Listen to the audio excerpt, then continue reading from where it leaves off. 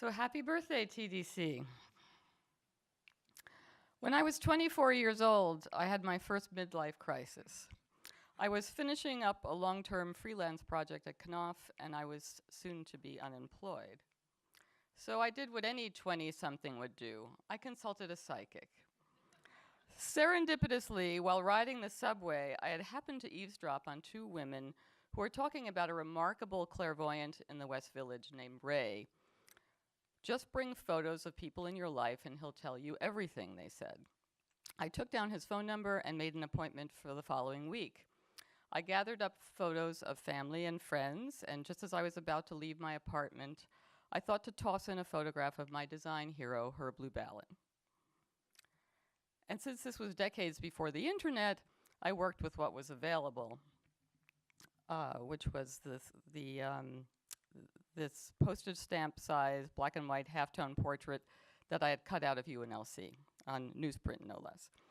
I should explain that I had recently been to visit Herb with my portfolio, which in typical Lubalin style had been a one-way conversation.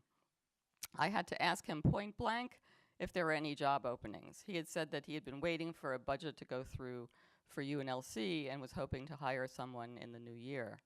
This was November. I needed to know if Herb Lubalin was in my future or not. So I tucked the tiny photo into the corner of my envelope and was on my way. Well, those subway girls were onto something. Ray knew everything, and his delivery was rapid fire. He began by looking at a picture of my mother. She's an elementary school teacher, she's had 3 children, and she has trouble with her feet. And so on. Everything was true. And then on to me. You've had a temporary financial setback, but in the new year, you'll be hired by an important person who will launch your career. You'll be successful. I see you in books or publishing. Bingo. I reached into my envelope and pulled out my very tiny wild card. Ray nodded. That's the man, he said. But he smokes too much. Not long after, on my 25th birthday, I was hired as Herb's senior designer, starting a 2-year turn in type paradise. Don't you love the body language in this photo? And why is Herb wearing a neck brace? What were these women doing to him? I remember when I had walked into the studio for the first time for my interview, I was awed by the expansive wall that greeted visitors, where each employee in the studio's history was represented by an individual black and white framed portrait. I remember thinking, I want to be in that lineup. On my first day of work, I was introduced to the staff photographer who whisked me away to take my picture. By Friday, it was hanging on the wall. I had always thought it was interesting that mine was the last portrait to have been added. I think it was just a matter of space. So this diminutive, taciturn, left-handed, colorblind designer was the master of expressive typography. His use of letter forms was elegant, playful, and animated. And the scripts, oh, the scripts, were just plain sexy. Well, Herb was not much of a talker himself. His type spoke eloquently and loudly. It always had rhythm and sometimes an air of mystery. I had the luxury of having my office just steps away from Herb's, and as an eyewitness to his thought process, I had the opportunity to watch him, cigarette in hand, cranking out those iconic sketches. The attention to detail in the studio was beyond anything I'd ever imagined. And let's not forget the elegance that Herb brought to the editorial design of Eros and Avant-Garde, which garnered scores of awards for him and put his client, publisher Ralph Ginsberg, in the slammer. Even though this was the 1970s, Herb was known for hiring women, as you saw in that photograph, and for good reason. We fussed over him incessantly, and he loved it. As a recent widower, he would pout when he had a cold and grumble that you couldn't get good chicken soup in this town. I took that as my cue, and I went straight home to concoct his cure that very night. Herb said it was the best chicken soup he had ever tasted and insisted that we bottle it and give it out to clients for Christmas. And I designed this label, starting, of course, with the RX turning into a Star of David. Housed in a converted brownstone, the studio felt like home, home to a charmingly dysfunctional family. But what other employer ever gave me a Valentine? We also used to throw Herb utterly ridiculous birthday parties. What else could you do for a Jew who was born on St. Patrick's Day? The year I was in charge of the event, we stopped at nothing. Herb used to give me a lift to work every morning in his snazzy green Volvo P1800. The morning of his birthday, I set out extra early with a staple gun and a sheaf of these posters. Set TNT, tight not touching, in avant-garde, the first and last time I ever used that typeface. And I covered the route from Herb's house on McDougal Alley to the studio on East 31st Street. As a final touch, I folded one and put it under his windshield wiper and made him get out of the car to take it off before we hit the road. Herb was not a morning person, but this actually elicited one of his rare smiles. We arrived at the studio, and instead of my bringing him his coffee and buttered roll per usual, I had bribed an aspiring illustrator to dress up in a rented French maid's uniform and serve him from a tray. I instructed her to speak to him only in French. Then Herb opened up the New York Times to see what? His name on the front page? Well, at the very bottom of the front page, in 5-point type. We had placed this ad typeset per UNLC articles with the phonetic spelling of Lubalin. And not long after that, the Times stopped running those ads. Everyone wore silkscreen t-shirts emblazoned with Herb's mantra, "It stinks." If you look to the left in this picture, next to the tape dispenser, you'll see a very early Pantone book. That's when it was only in one volume. Remember that Herb was colorblind, so paging through this book was nothing short of comical. He'd always say, "Louise, let's find a nice red," and we were looking through all the greens. So, during my tenure at the studio, I had the great fortune of having not one but two mentors. The second was a client, the notorious Harris Lewine. Brilliant and brash, this Gauloise-smoking Humphrey Bogart doppelganger had already been fired from half of the publishing companies in New York. The rest had caught on and would have nothing to do with him. Herb had designed this mailer for Harris. Would you hire a man who's Humphrey Bogart on the outside and Leslie Howard in the inside? To help him find his last publishing gig as art director of Harcourt Brace Jovanovich. Harris's encyclopedic grasp of design history opened new doors for me, and his take-no-prisoners approach with editors was one that I adopted and adapted when I became art director of Pantheon Books. Harris, one of the great art directors of our time, just passed away last December at age 87. In 1978, Herb bought a converted firehouse and moved the studio, making it public with this very odd moving announcement. Since this would have cost me my private sun-filled office, I took it as a sign to move on.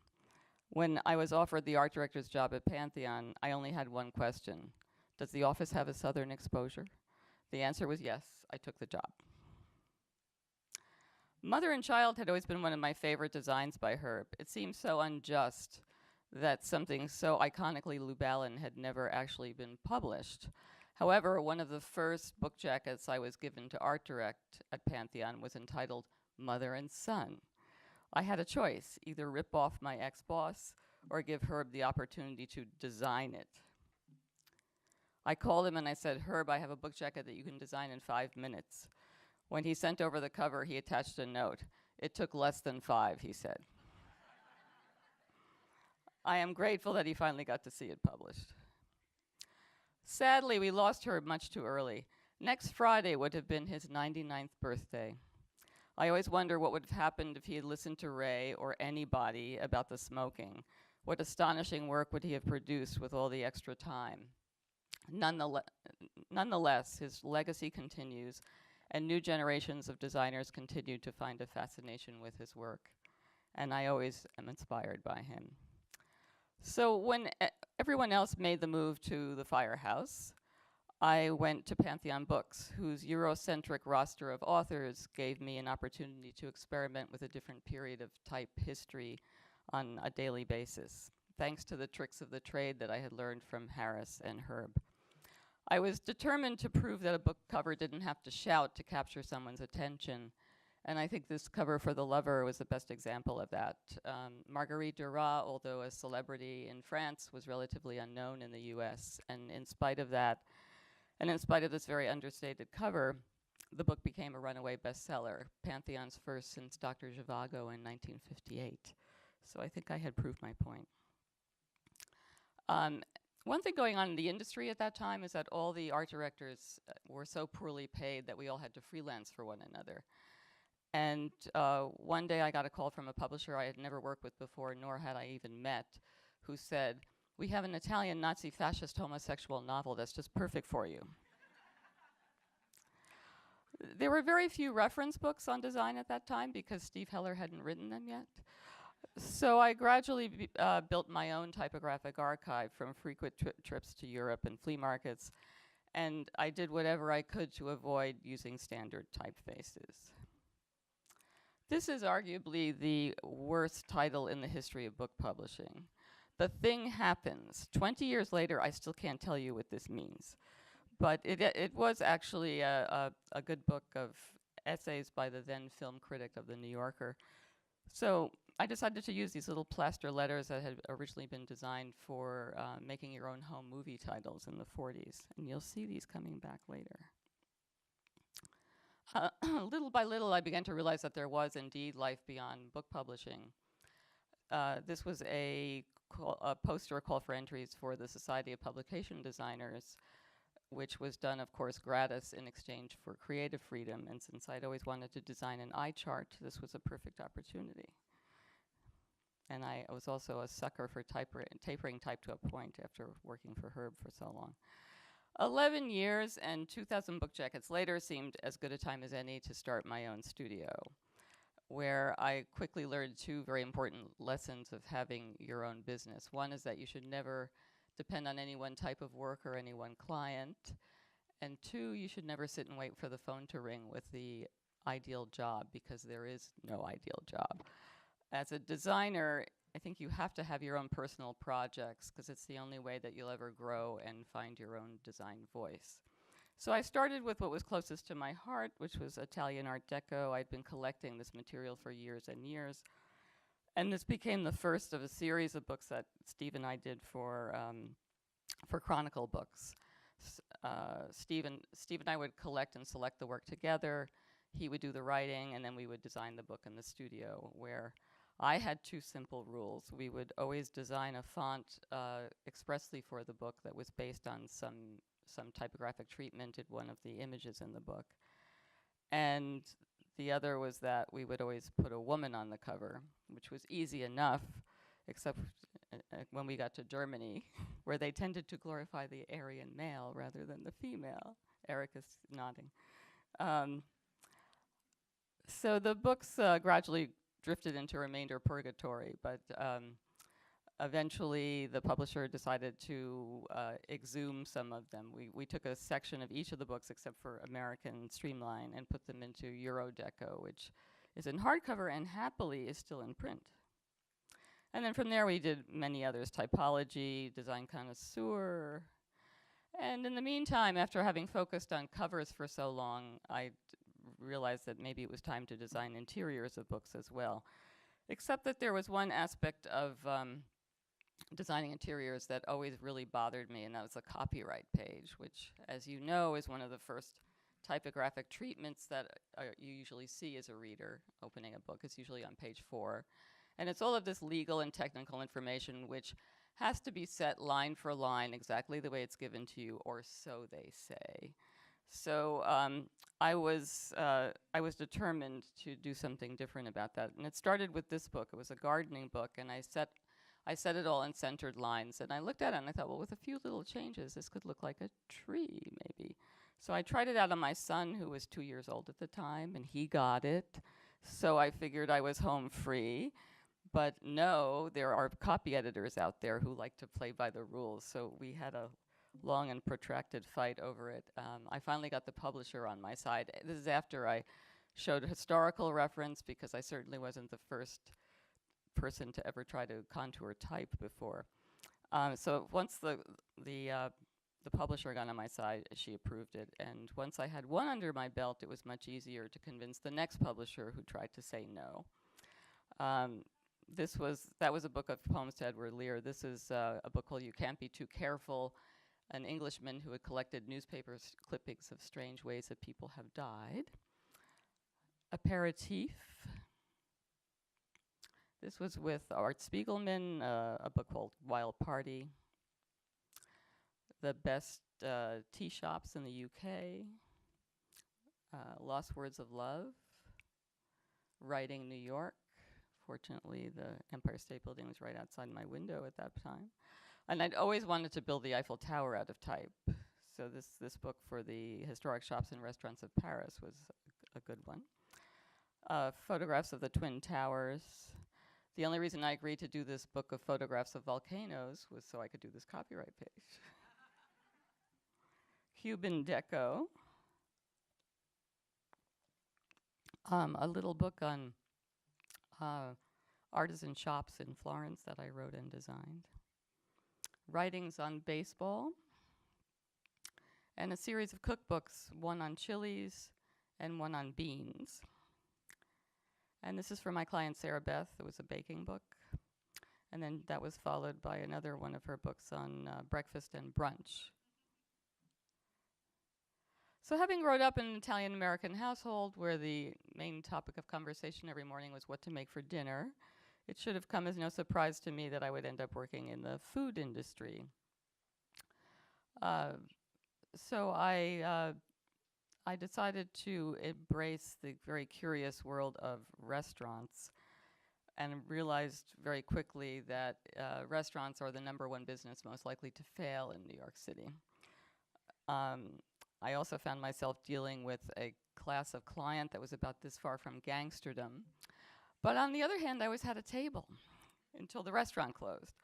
So, and in the beginning especially, I found myself designing logos for a lot of restaurants that had unpronounceable French names that were named after, that were owned by people who were neither French nor could they even speak the language.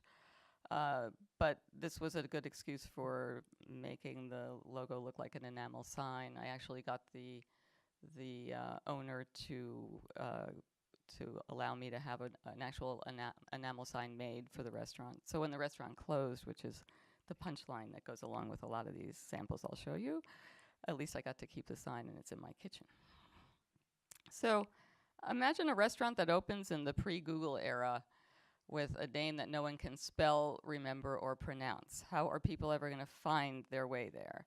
And that was the trouble with picholine, which is a type of olive, which most people didn't know either. So in some cases with logos, you have to kind of do a visual mnemonic, a memory aid to help people along a little bit. The original logo was actually just the type in that shape and color, which is a little bit like an olive. And then after they got their 3rd star, we upgraded everything and added the olive branch. And this is a typical default name. A lot of restaurateurs can't be bothered spending any amount of time coming up with a name because they think that the logo will make it look good. So this was in the Hotel Metro, so how creative.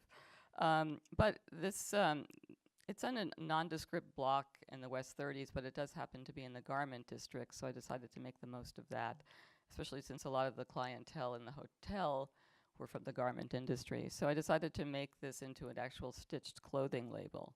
Minimum quantity 5,000, so I had to find a use for those and fast. So I said, and of course all these clients only want to hear this isn't going to cost you a penny. So I said, well, we'll take the remnants from the upholstery fabric and then just put them in sleeves and attach the labels. So they loved that idea until we found out that there were no remnants, so that we had to order our own anyway, but at least they still went along with it. And I was very happy when I got a call about this one, Union Pacific, because of course I thought about the railroad and the great posters they had in the 20s, but it had nothing to do with that. It was because it was near Union Square, not really, and had neo-Asian cuisine. So So I knew I had to stack the type so that other people wouldn't have the same misconception that I had. And then, I don't know if you can see it here, but does anybody recognize this pattern? This is on that book cover that's earlier on. This was from the Wiener Werkstatt. And what's great about type and ornament, I think, is that depending on the context, it can take on a completely different personality. This was until recently in the mezzanine of Grand Central Terminal. Now it's an Apple store. But it was named after a train line along the French Riviera. And I thought it would be interesting to make this into a luggage tag. It was letterpressed on both sides, which was the easy part, but getting somebody to put that grommet and string on there was the challenge. So this is the same owner as Picholine, is another unpronounceable name. A lot of people seem to think that the way to pronounce it is art is anal.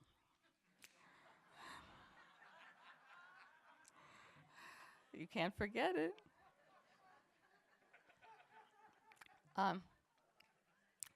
So, and it is actually, it's still open.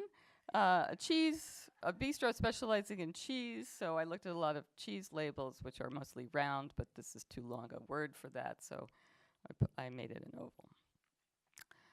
So this was a restaurant called 92. Can anybody guess what street it was on? And you know, it's not very easy to do a logo with just a two-digit number.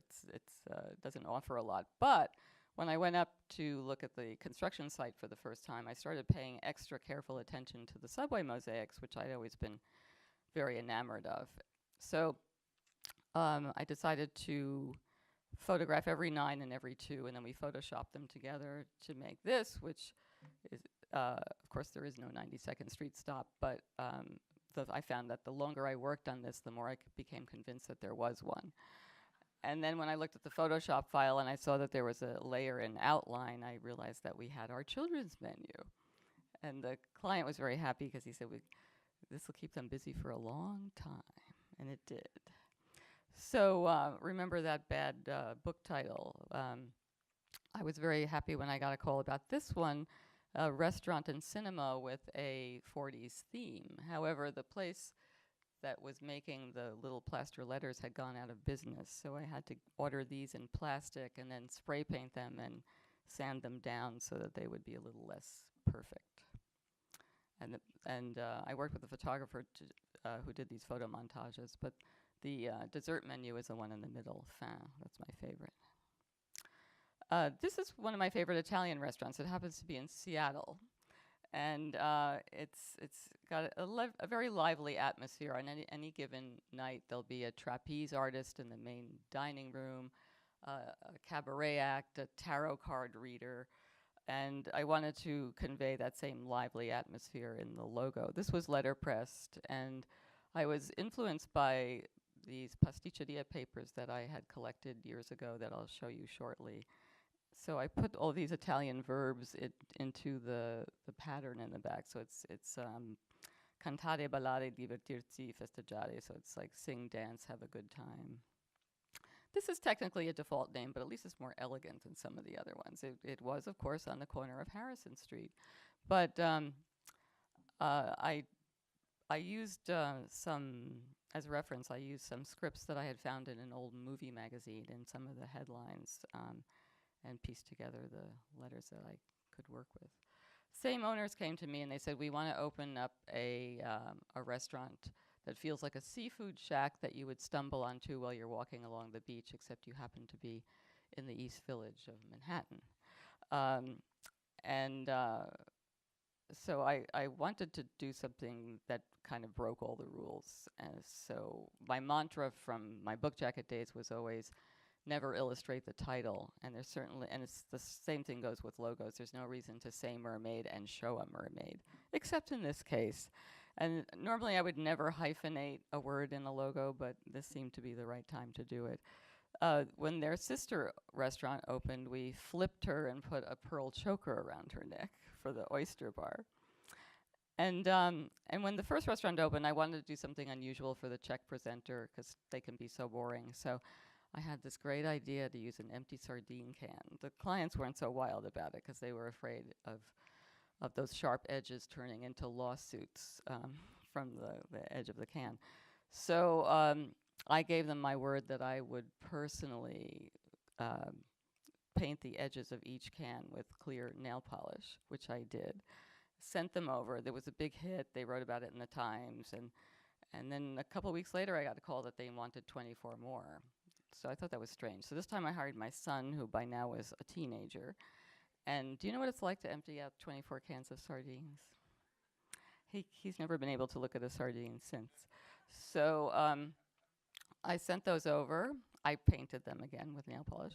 I sent them over. Everything quieted down. 2 weeks later, same thing happened. So this time I went down myself to investigate. And this is when I learned that there are two different types of people in the world, and I will prove that to you right now. How many of you, when you get into an elevator and press your floor, how many of you press the button once and only once? Raise your hands. Thank you. How many of you press it more than once? You wrecked my check presenter. Apparently, it's people like you who can't help themselves from playing with the pull tab. Why would you want to touch that? Anyway, next time you go in an elevator, I want you to think of me. So then they opened another restaurant, Pizzeria Sirenetta, which means Little Mermaid, so we couldn't show her breasts. So we had to cover that up with an apron. And then another restaurant with mermaids. This one was originally in Nantucket, and they wanted to open one in New York. And when I spoke to the clients, they were interested in the idea of heraldry. I have a book on heraldic symbols that I always look at when I run out of ideas.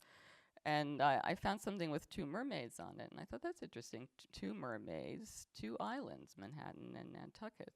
So, and this is probably one of the more unpronounceable names and this is number 2, Chiquito. This is a Basque restaurant in Chelsea, and I was inspired by wrought iron signage from Spain that I've always loved in script. This is a restaurant, an inn that's owned by the actor Richard Gere, and when I heard that it was called Bedford Post because it was on the old Post Road, I knew that that was the old mail delivery route between New York and Boston. So I finally had an excuse to design a logo like a postage stamp. And when I had the first meeting with them, I proposed the idea and they liked it. And I said, well, let's talk about imagery. And before I could say anything more, Richard Gere leapt to his feet and he said, I have a great photograph of my grandfather standing in a wheat field. And he acted it out. He said, he's standing like this and he's pushing the wheat back like this. And everybody was transfixed except his wife, who just rolled her eyes and said, do you know where that photograph is? And he said, yeah, I know exactly where it is. So sure enough, the next day, they sent it to me, and it was exactly what I expected. It was a small, grainy, blurry, gray snapshot. But that's why we have illustrators. So I put together the layout and figured out the type and the ornament, and then had it all done in Scratchboard by an illustrator, Mark Summers, who's really good at Scratchboard. And then when I showed the 4 different color options, they liked all of them. So we decided to do the business cards in all 4 colors so they would become collector's items. This was the original oyster bar in New York, which I didn't realize when I was doing Mermaid Inn. They were really copycats.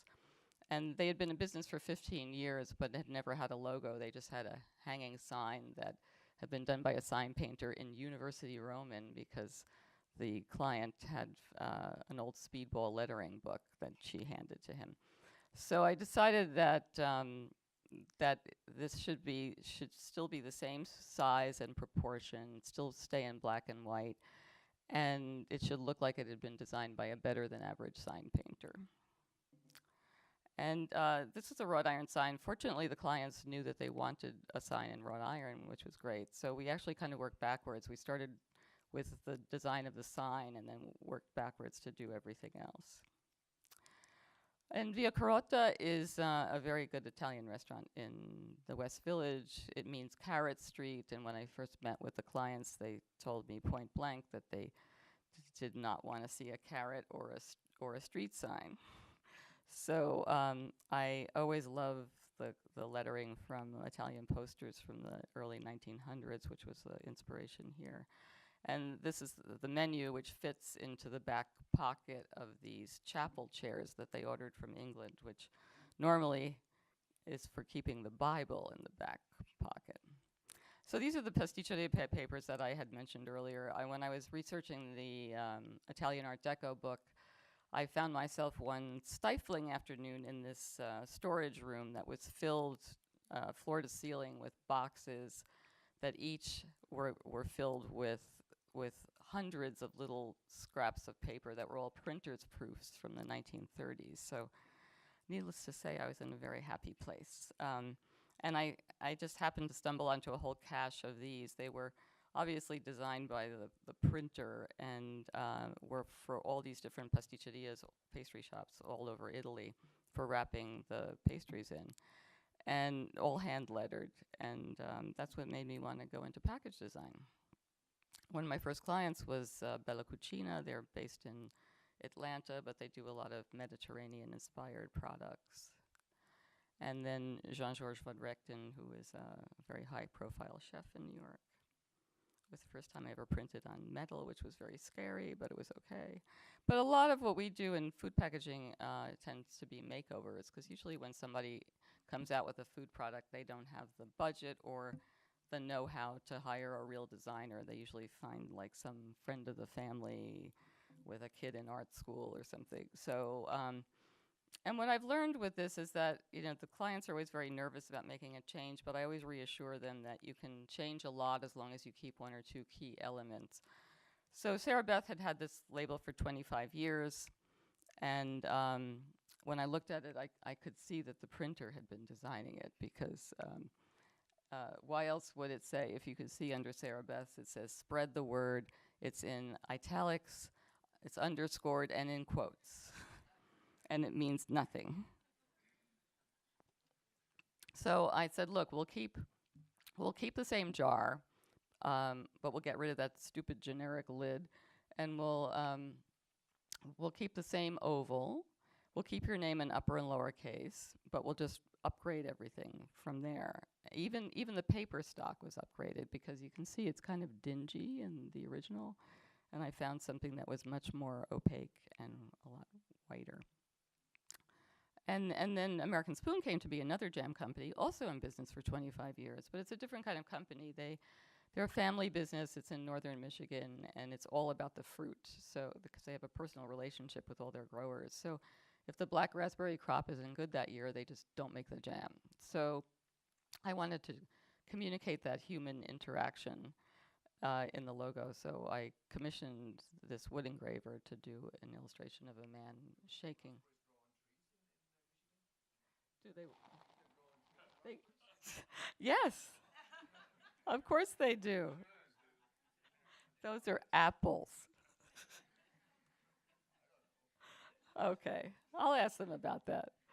And then I hired another British illustrator to do all of the botanical images on the jars. So I thought it was ironic that it took two British illustrators to convey this very American brand. Then Bonnie came to see me with her jam, and hers was also different. She makes it all in copper pots in very small batches, so it tastes very homemade. And she had designed her label herself using a free font. Can you tell? So, but her sentiment was right. She said she wanted it to feel like a jar of jam that you would buy in a market in the south of France that some French grandmother had made, and she had written on the label with her adorable French upright handwriting. So I said, okay, we'll keep the handwriting, but we'll design our own font for this. And this was based on handwriting samples from the 1940s. With Tate's, we redesigned their logo and their packaging, and then they sold the company for $100 million, and now they have new packaging, which I can't bear to look at. And Irving Farms started with this very generic-looking bag with way too many stickers on it. So I said, let's just design one bag, and then we'll have a series of color-coded labels to put on there that can give you a lot more information about the coffee. And that got them into Whole Foods, and then they decided to categorize the coffee, and we used color to differentiate that. When I met this client and I saw his logo, I said I would never, ever walk into a gelateria with a logo like that. And it's in Chelsea Market. It does happen to be, I think, the best gelato in New York. The owner is Sicilian, and he gets his pistachios from Bronte. He does everything right, but not logos. So I showed him those pasticceria papers. I said it has to look a little more nostalgic because gelato makes everyone so happy. So this was used on everything, including the carts that you see on the High Line, and they imported a vintage Fiat Cinquecento from Sicily.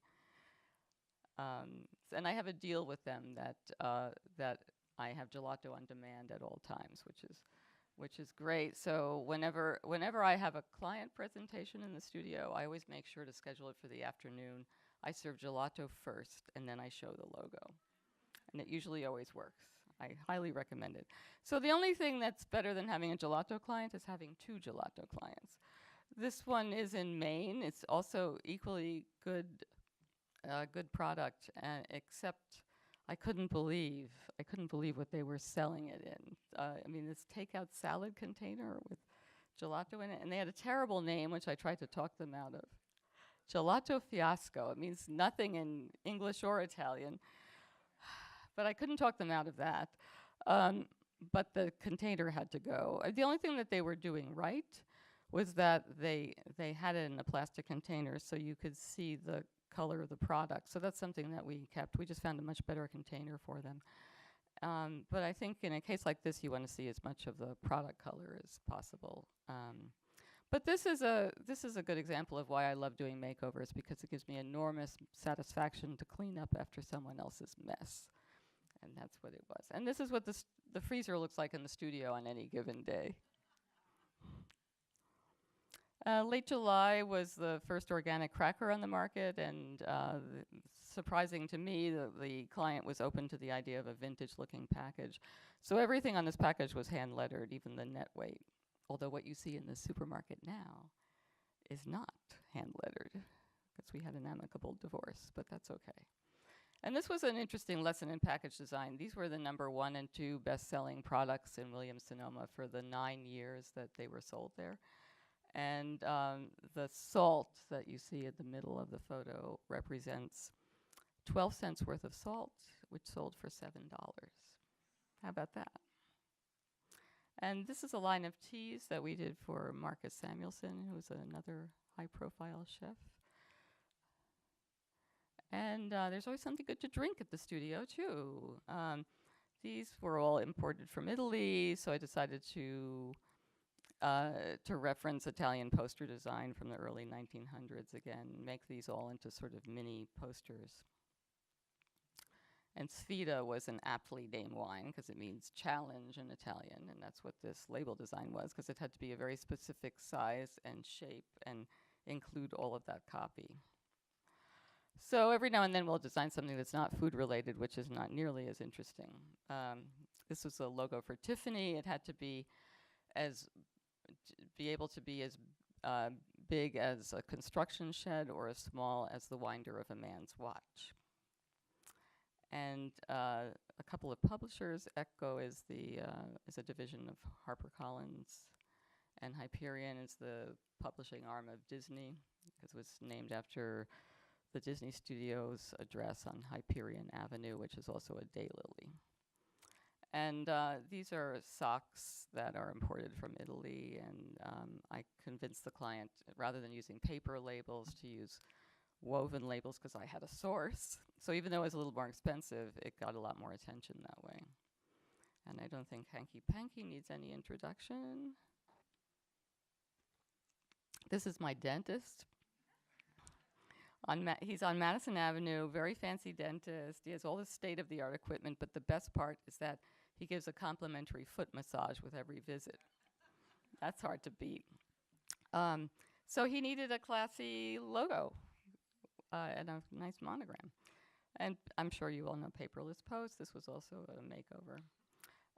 So I mean, I always use whatever excuse I can to do some kind of project in Italy. This was a little guidebook to artisan shops in Florence that I've done in 2 incarnations and just updated.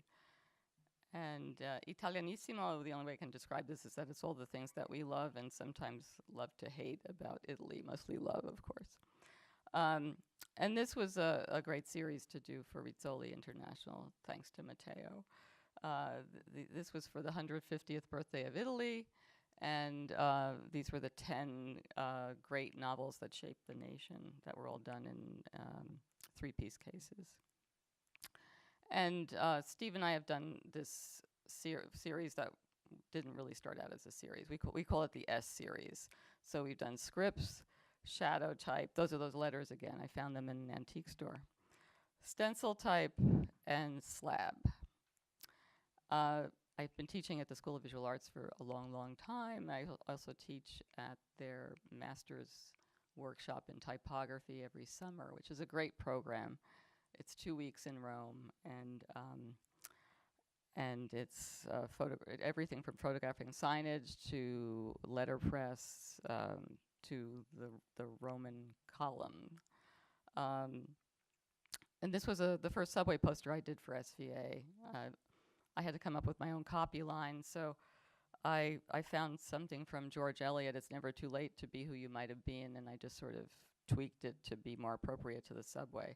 And I thought, well, we've done 92, so we know how to do subway mosaics, but a 2-digit number is a lot easier than a 13-word poster, so my staff never wants to hear the word mosaic ever again.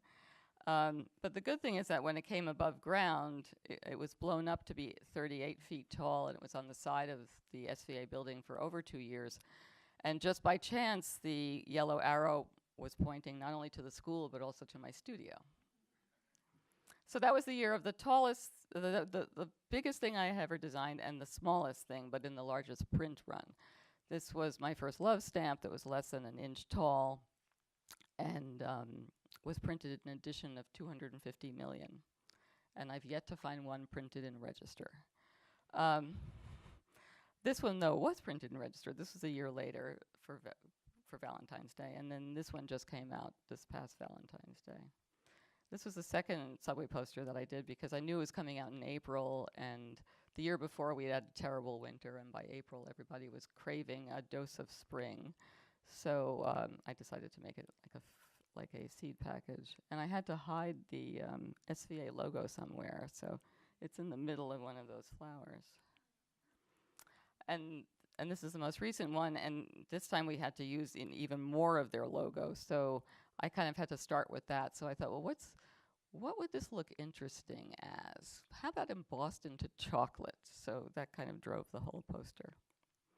So everything that you've seen here and more is in this monograph of my work, Elegantissimo. Why did I do this book? So that I could do this copyright page.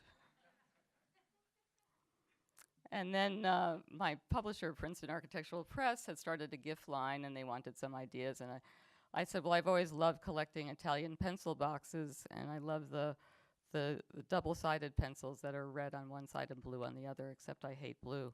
So we made them red and black, which are my favorite colors. And then from there, we did colored pencils called Tutti Frutti. And then these are the latest ones. These are colored metallic pencils. In the meantime, for over 35 years, I've been obsessively photographing signage in Italy and also in Paris. But it was always just for my own reference and enjoyment, because I started out doing 35 millimeter slides, and then point and shoot snapshots, and then finally digital. But when I finally reached a point where I realized that the technology was good enough that I could actually think of doing these in a book, especially because all the signs were disappearing. So it started with this. I made this great discovery. This is a telescoping pole. It's not a selfie stick. But this gave me what I had always wanted in life, an extra 3 feet of height. And it made it a lot easier to photograph the signs. And then when I went back to Venice to rephotograph some of these mosaics on the pavement, I noticed I was getting a really strange reaction from the locals. They were all holding up their arms in mock horror and sort of backing off, and I realized that it looked like I was holding a rifle. Americans, you know. And I was so happy when I found this one, which I hadn't seen before, because it fit the double-page proportion of the book perfectly. The one on the top is one of my favorites. It's in Lucca. So as soon as I finished that one, well, actually, before I finished that one, I was already planning the next. So I decided to do Paris because I thought that would be so much easier because it's just a city and not a whole country. But it was still very challenging, especially because a lot of the stuff you expect would be there forever, like these beautiful script neon signs, are really disappearing fast. The mosaics, however, tend to be around. They tend to be harder to remove. So I focused on those a lot more. So the next one is Barcelona. It's coming out in September. And one of the signs that I was really looking forward to photographing when I was there last year was this sign for a photo studio. And I had been checking it on Google Street View to make sure it was still there, and it was. And when I got there, I literally ran to the location to take the picture. And it looked like this when I got there. That's what I said. So the next day, I happened to have been interviewed by a reporter from El País, the Spanish newspaper, and I mentioned something about how disappointed I was, and he wrote about it. And a week later, I got an email from the grandson of the original owner of that photo shop. And he said, my family and I were very moved when we read the article, so next time you come to Barcelona, we would be happy to remount the sign for you so you can take a picture. So I went back, and the whole family came out for the event, which was great. And they just popped it in and then popped it out again. So, I guess I can safely say that I've come full circle now. I learned about wood type from Herb, and last year I was invited to design a wood type for the Hamilton Wood Type Museum, which hopefully you're all familiar with. It's a wonderful place. So this was it was cut out into wood. It's also available digitally. And we also did a series of these posters, one on pasta, one on dolci, and one on antipasti. So this was based on a futurist letter form, and it looks really good in letterpress.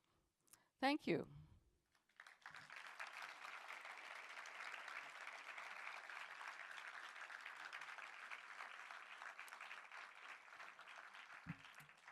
I think we have time for a couple of questions, or not.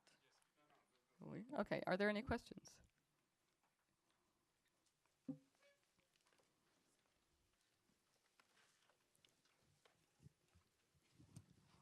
What a sedate group.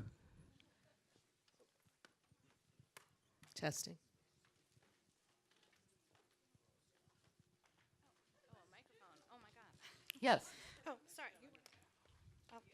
Okay. Hi. Hi. I actually met you once. We had gelato at your studio, which was lovely. Oh, okay. Well, I can't see you, so I don't know who you are, but I'm sure I remember you. Do you have any advice for like a 40-year-old mother of two trying to get her career back on track? Didn't we talk about that when you came in the studio? I could hear it again. I need it again. Well, I think what you have to do is decide. Well, what I always say is, if you're a designer, I think you have to find something to combine design with, something that you're passionate about, because it's the only way that you're really going to succeed in the field. I mean, that's what I did with food, and if I hadn't, I think I'd be very bored right now. But I think you just have to make your own opportunities and figure out what it is that you really want to be doing, and figure out how to combine them. And in an industry that you haven't worked in before? how do you get a client? Yeah, in a new industry, like if you were books and then you moved to something completely different. Do you know what I'm saying? Yeah, well, that's what I did, and I just I hired someone to come in and make phone calls for me because I couldn't bear to do it, and it it was kind of a wild goose chase, but we finally did find a few people who were interested, and it just takes a couple of the right clients to be able to help you make the move, because once you do something for one client, then people start to notice, and then you go to the fancy food show, and you can meet other clients that way, and it takes a little perseverance. It's not the easiest thing to do. It's always better to just stay at what you're doing, but that never stays the same either. So I think you always have to kind of be thinking ahead, no matter where you are in your career. Even I have to think that way. Anybody else? Yes. Here comes the microphone. Thank you. So you have a very distinct style in the way you treat your typography. So what can a budding designer or a student do to kind of find their own distinct style? Well, it's always good to look at a lot of reference and collect a lot of reference. That's kind of number one. And then I think you just have to keep drawing type all the time.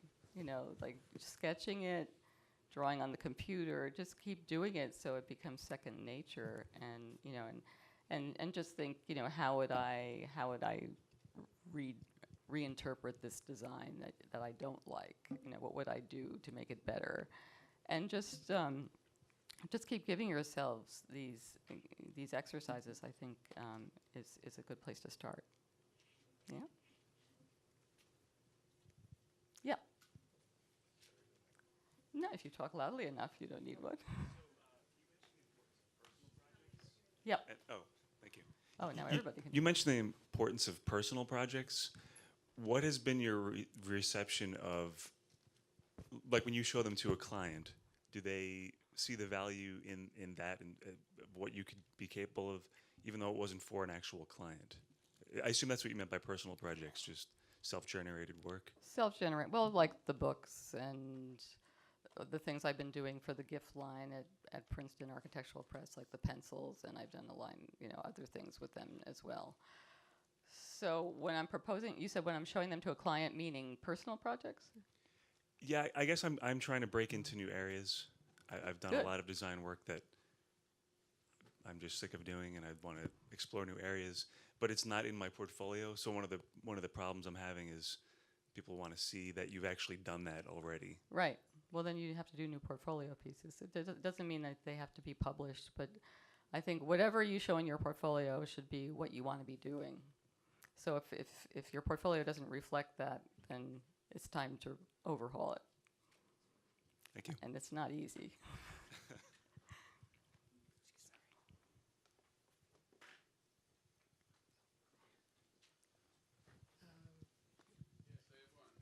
Oh, no. You started this whole thing, Matteo. I have the mic, though, Matteo. Oh, thank you. This is not a question, Louise. It's a complaint.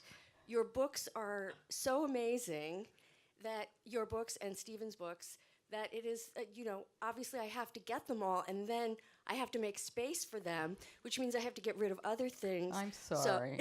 I'm sorry. Thank you for being sorry, but thank you for doing such fabulous work. Oh, thank you. Well, that's why I never give my books to anybody, because I know nobody has space for them. I don't.